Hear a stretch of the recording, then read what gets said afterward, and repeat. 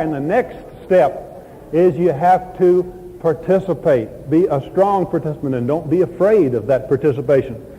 Down in my little home community of Wharton, Texas, I was standing on the corner the other day. There was a guy working the opposite corner. He's handing out pamphlets. I could hardly wait to get there to see what he was handing out. But you know, most people don't want to get involved. People wouldn't take his pamphlets. They'd walk around him. They'd cross the street. I could hardly wait to get there. But before I got there was a guy ahead of me, local lawyer, who took one of the pamphlets. No sooner had he taken that pamphlet than the guy who gave it to him grabbed him by the arm and he said, "Listen, mister, I want you to become a Jehovah's Witness." That lawyer jumped back and he said, "Buddy, I didn't see a thing. I've been in the house all day."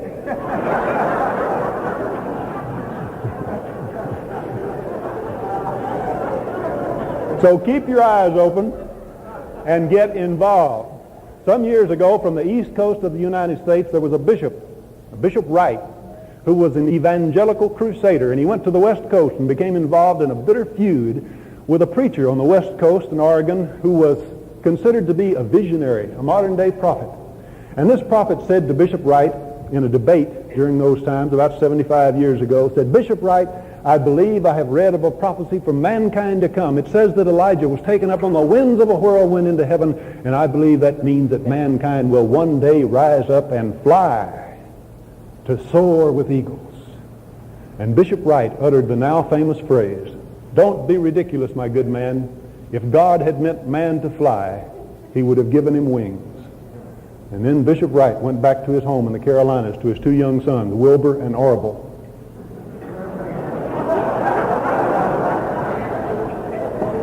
For those of you who know the true story of the Wright brothers, you'll know that that story is not too much of an exaggeration.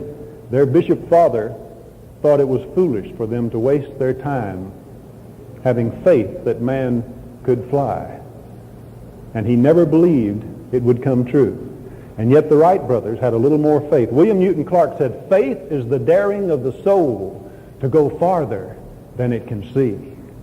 And those gentlemen looked 75 years into the future and gave us the inspiration to have faith in what we do, to face those challenges and rise up just like those eagles